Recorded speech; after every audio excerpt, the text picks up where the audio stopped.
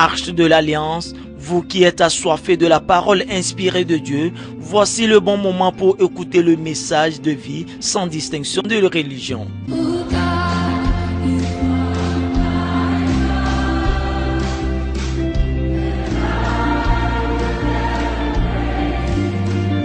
Suivez l'émission Arche de l'Alliance avec le révérend Miezan Nyanké.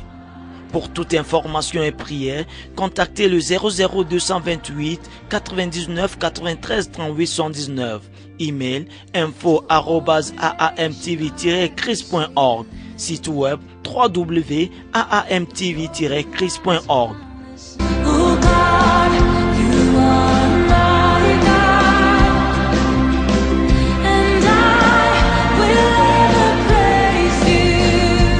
Soutenez l'œuvre de Dieu en envoyant vos dons sur le compte Banque Atlantique Togo, numéro 138 01 001 04 01 471 70 0 04. Arche de l'Alliance. Que le Seigneur vous bénisse.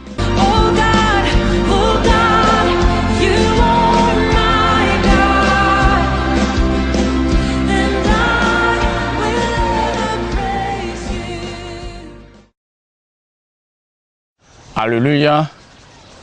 Bien-aimé, l'heure est arrivée pour votre émission préférée. Cet après-midi, pour certains et pour d'autres, c'est la matinée. Je voudrais vous entretenir sur un sujet très important que j'ai intitulé le syndrome de deuxième génération. Le syndrome de deuxième génération. Quand je parle de syndrome, je parle de la maladie de deuxième génération, ou bien ce que est d'accepter le statu quo, ou bien de rester sur le même état, la même position sans changement, ou bien de perdre la vision de ce qui était déjà là, existé, ou soit le statu quo. Cela j'ai surnommé le syndrome de deuxième génération. Le syndrome de deuxième génération est très important pour toi et moi. Et j'aimerais que tu me suives attentivement si nous voudrons croître dans le Seigneur, si nous voudrons que le Seigneur nous bénisse. En réalité, il faut que nous fassions introspection pour voir quel est cet état de le syndrome de deuxième génération, que j'ai aussi surnommé la maladie de deuxième génération, ou bien d'accepter le statu quo, même de rester dans un état sans changement, ou bien une position sans évolution, ou bien de perdre la vision de ce que tu as à faire. J'aimerais sans tarder pour que tu ouvres la Bible avec moi et lisons dans le livre des Juges, chapitre 2, verset 10. Chapitre 2, verset 10. Juges, chapitre 2, verset 10. Que la parole de Dieu dit ceci. Toute cette génération fut recueillie auprès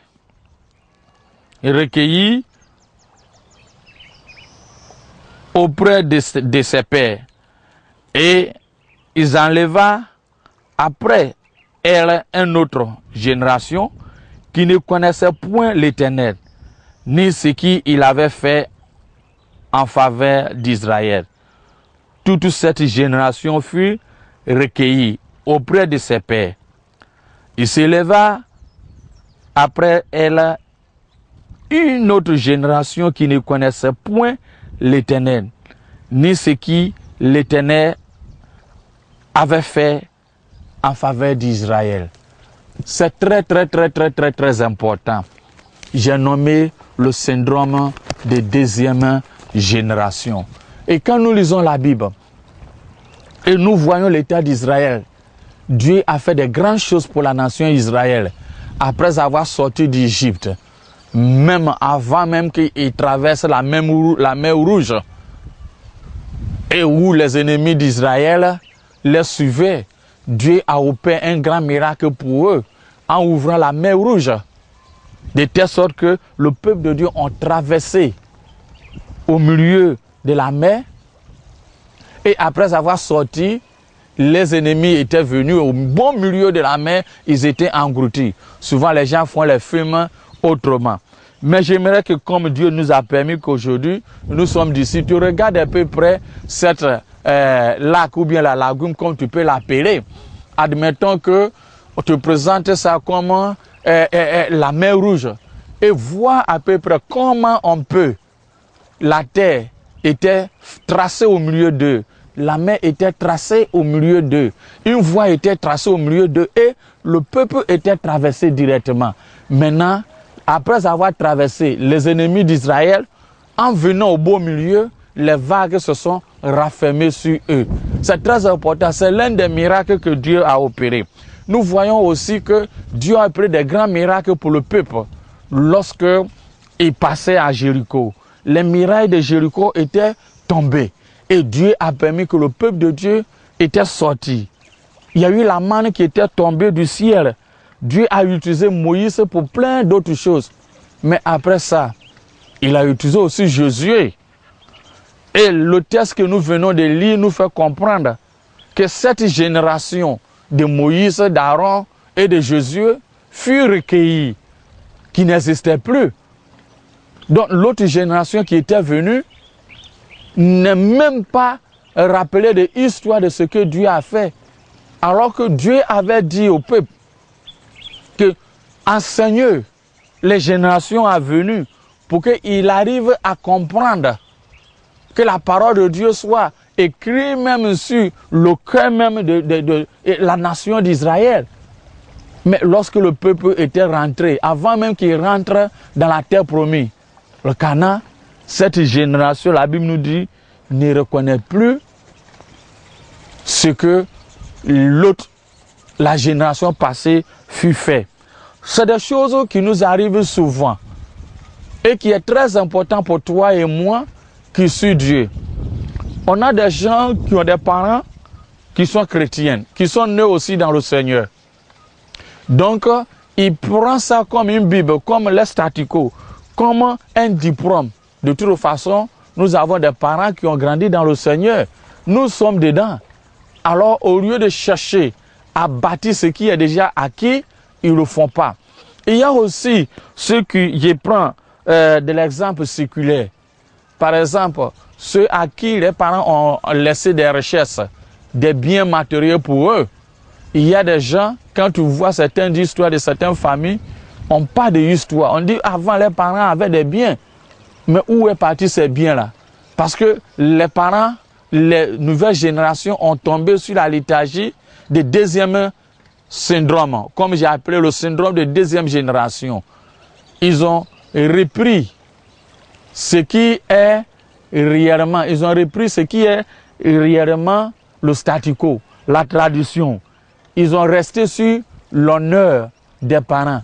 Mais ils n'ont rien fait pour rebâtir ce que les parents ont mis comme dès la racine pour faire l'évolution. Vous voyez, la nation Israël, Dieu a fait grand chose pour eux.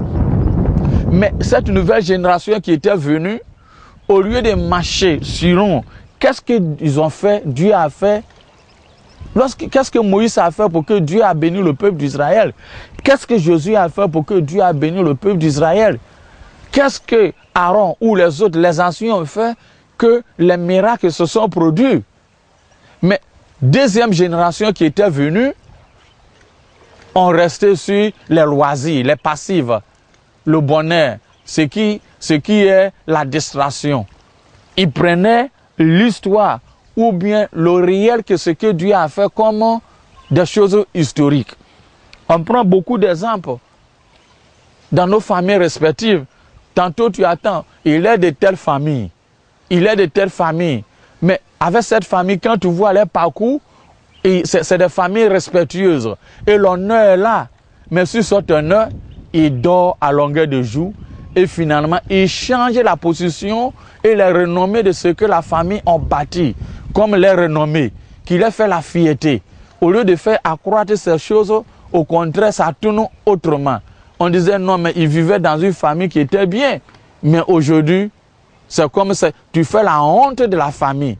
Il n'est pas pu recueillir, ils n'ont pas pu rester étudier qu'est-ce qui a été historique de la famille qui a fait qu'ils aient eu leur renommée. Je ne parle pas aussi uniquement concernant le succès, mais je parle aussi concernant les échecs aussi. Souvent, on tombe sur le statu quo, que je n'appelle la tradition.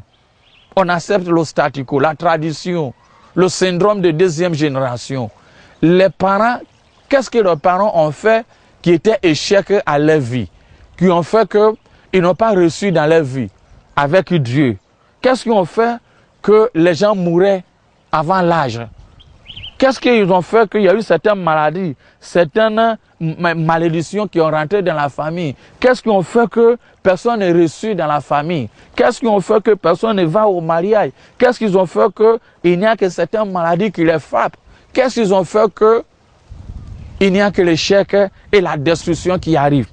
Alors, si on arrive à réfléchir sur ces positions, ces choses, ça nous permet à chercher la solution pour que nous ne tombions pas sur le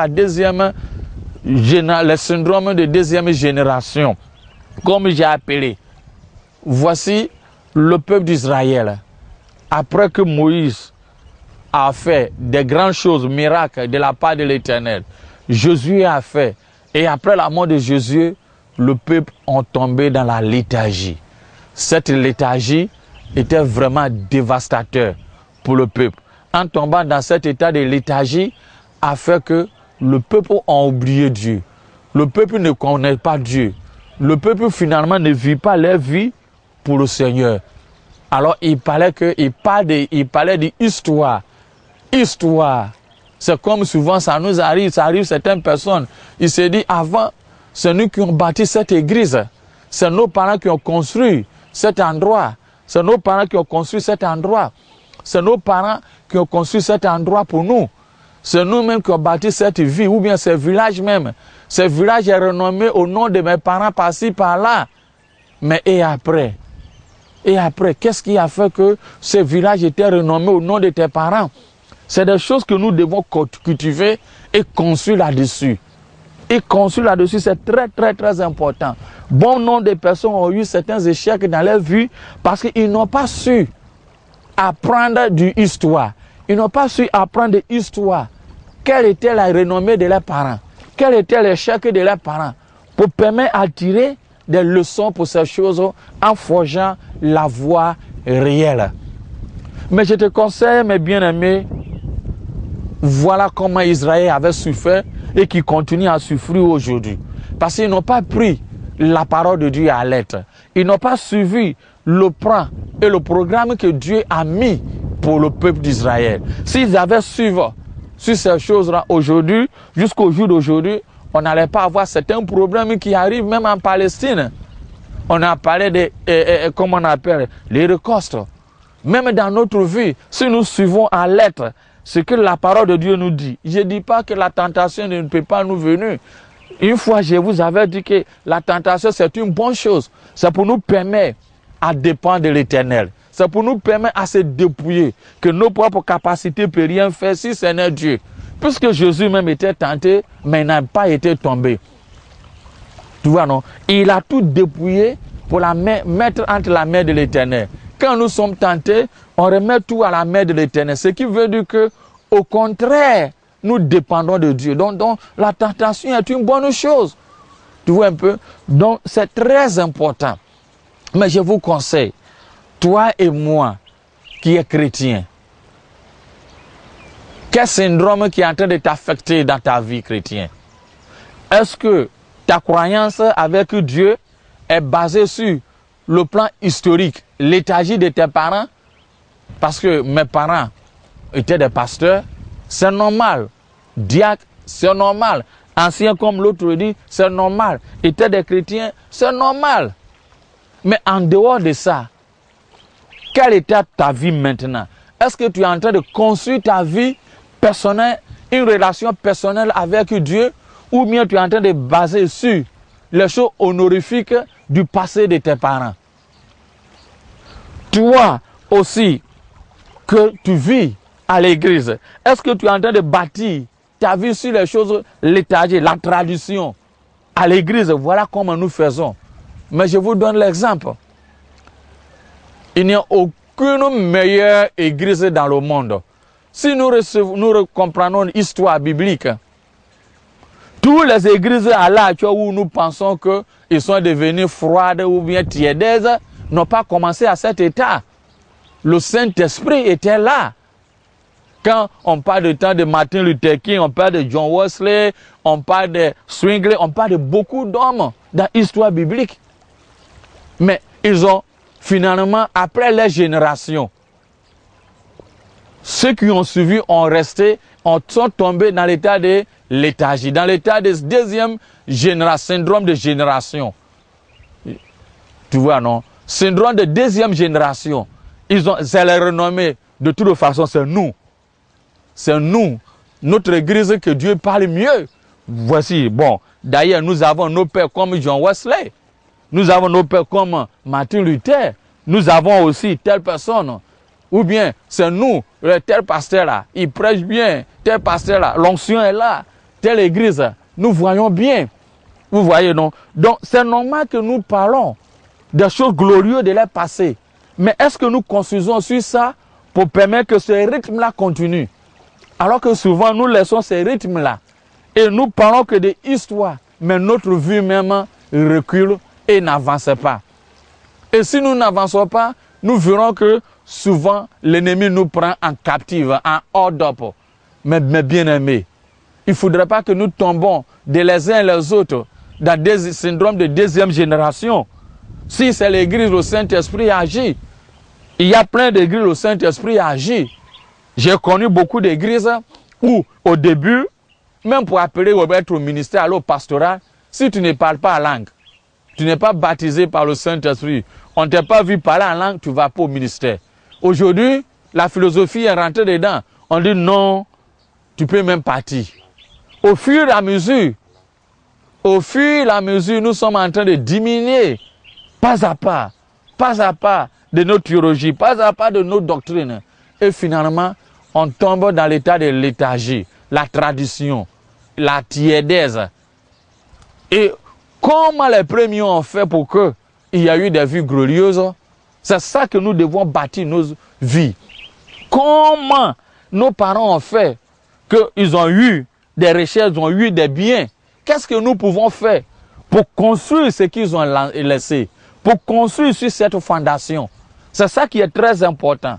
À l'heure où tu m'écoutes, ce que j'ai à te dire, l'héritage que tes parents ont laissé, construis là-dessus. Si c'est des choses matérielles, construis là-dessus. Si c'est les choses spirituelles qui t'ont donné comme héritage, construis là-dessus. Pour que la génération à venir n'accepte pas cette renommée et reste tranquille, dormant. Quand tu restes dormant, ou bien cet état, parler de traditions historiques, tu verras qu'à un moment donné, tu risques de tout perdre. C'est ce que le peuple de Dieu, autant je juge, ils ont tout perdu. On dit après la mort de Jésus, cette nouvelle génération qui sont arrivées n'ont même pas reconnu ce qui est passé. S'ils n'ont pas reconnu, c'est qu'ils n'ont pas reconnu l'histoire. Mais un peuple qui ne connaît pas son histoire, ou bien un enfant qui ne connaît pas l'histoire de sa famille, ou bien un groupe d'ethnies qui ne connaît pas leur origine ou leur histoire, c'est un peuple perdu. Un chrétien qui ne connaît pas son histoire, quelle est son identité? Qu'est-ce qui a fait qu'il est devenu chrétien? C'est que c'est une personne qui n'a pas d'une identité. Il a perdu.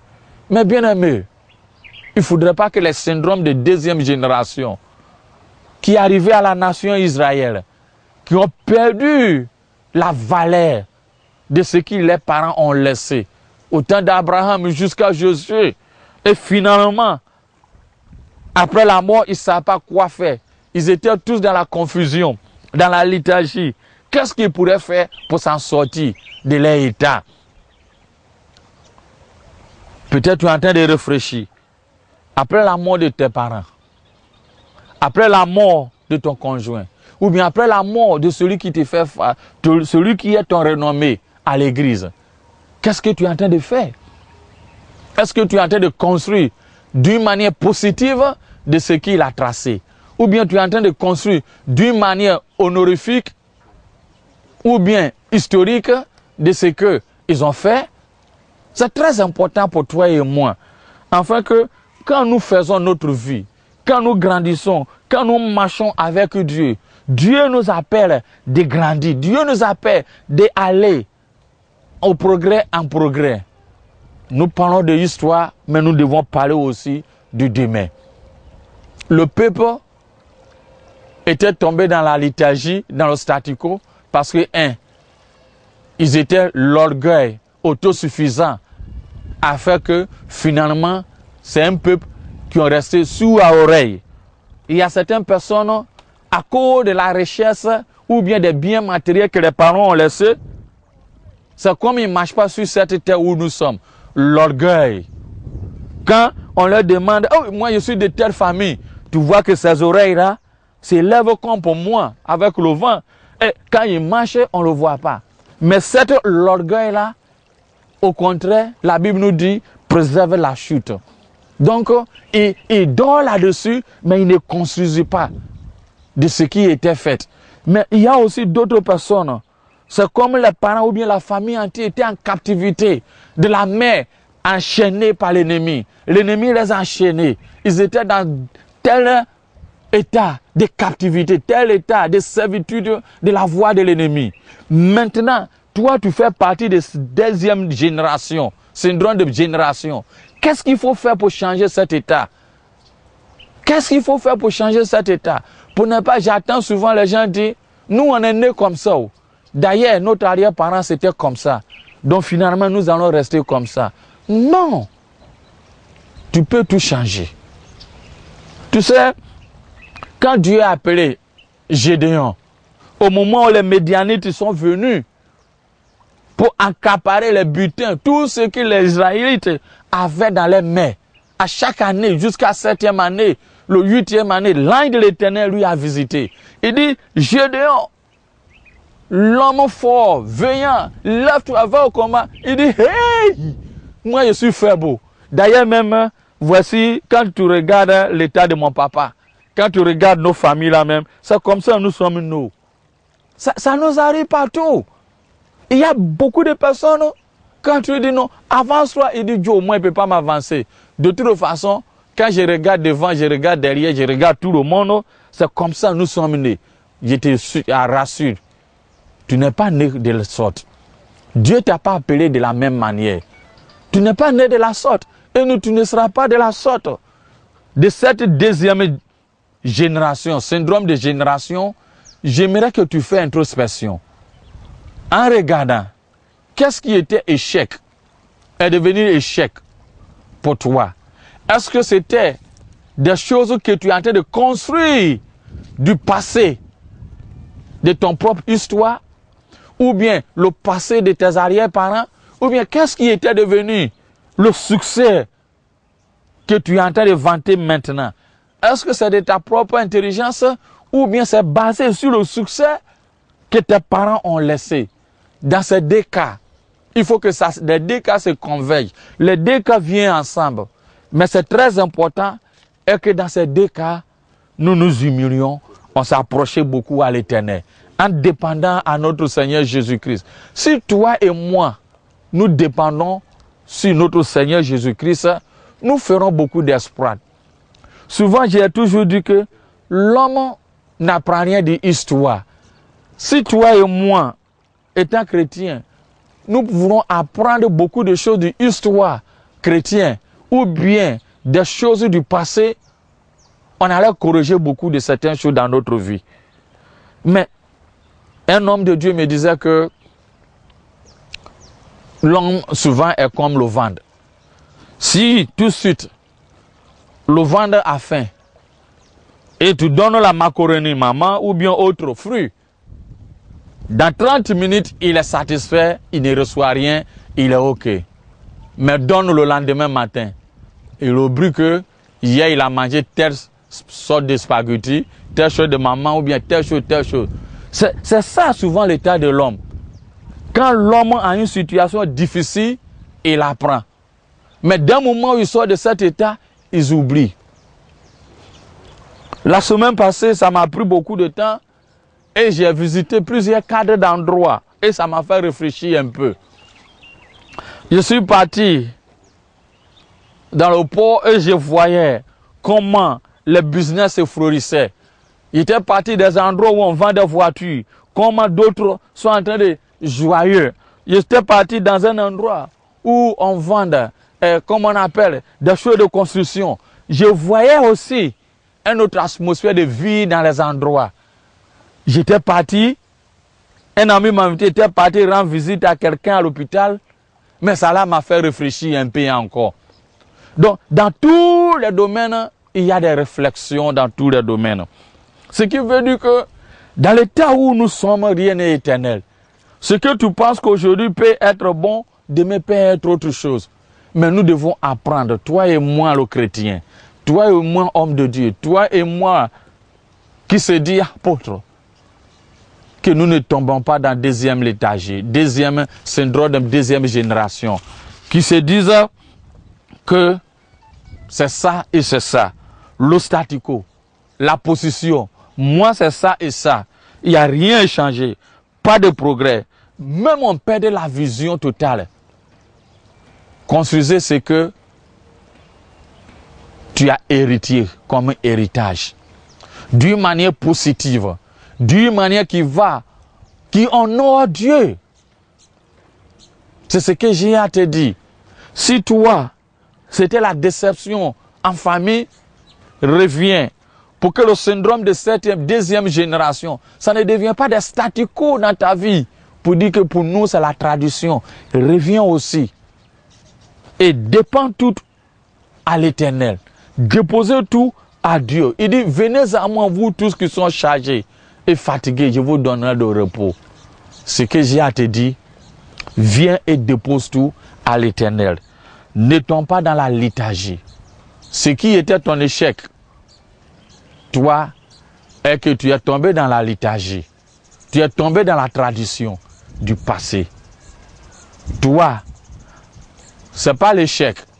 Mais ce qui ne va pas maintenant est que tu n'es pas sûr rappeler et comprendre, étudier comment les aînés ont fait pour qu'ils soient arrivés à ce succès. Rien n'est tard. Reviens à Jésus. Il t'orientera dans plusieurs manières. Le peuple d'Israël, pas longtemps, ont perdu leur repère. Ils ne reconnaissaient plus ce que Jésus et où les autres ont fait. Beaucoup de personnes, d'un moment ou l'autre, oublient leur passé, d'où ils viennent, oublient comment ils sont arrivés à cet état, comment Dieu les a fait sortir dedans. Je te rassure, mon frère, ma soeur, ne tombe pas dans le syndrome de deuxième génération comme Israël ont fait, mais réveille-toi. Même si tu es en train de passer de bonne voie, tu es dans la bonne voie, continue à construire ta vie sur Jésus. Forgez toujours. Si c'était de l'échec du passé, reviens et continue à forger ta vie sur Jésus-Christ. Mais il ne faudrait pas que rien du passé soit des choses honorifiques ou bien oreillées à rester dessus et forger ta vie. C'est bien beau, mais construis ta vie. Construis ta vie. Et construis cette vie avec Jésus-Christ. Si tu construis cette vie avec Jésus-Christ, tu feras des exploits. Le peuple n'a pas connu Dieu. Cela a été la défaite. Mais je te rassure. Tu es en train de me dire, l'homme de Dieu, je connais Dieu. Mais rien ne va. J'ai toujours dit, comme l'ennemi a échoué, dès le commencement, son objectif est que rien de bon t'arrive, afin que tu fais comme la femme de Lot. La femme de Job disait, maudis Dieu et tu vivras. Il veut que tu maudis Dieu. Tu t'éloignes de Dieu. Mais je te rassure, reste. Dieu est fidèle. Il va t'exaucer et il t'exaucera. Que Dieu te bénisse. Ne tombe pas dans le syndrome de deuxième génération, mais reste fidèle à l'Éternel. Amen. C'était L'émission Arche de l'Alliance avec le révérend Niezan Niamke.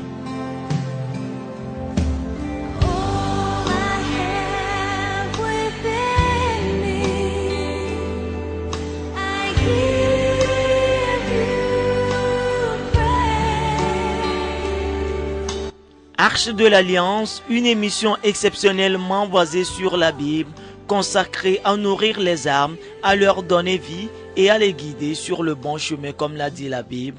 Mon peuple périt par faute de connaissance.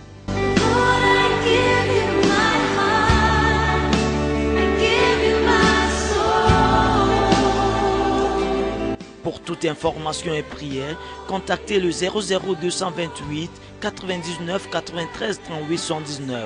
Email info@aamtv-chris.org. Site web www.aamtv-chris.org. Soutenez l'œuvre de Dieu en envoyant vos dons sur le compte Banque Atlantique Togo, numéro 138 01 001 04 01 471 70 0 04. Arche de l'Alliance. Que le Seigneur vous bénisse.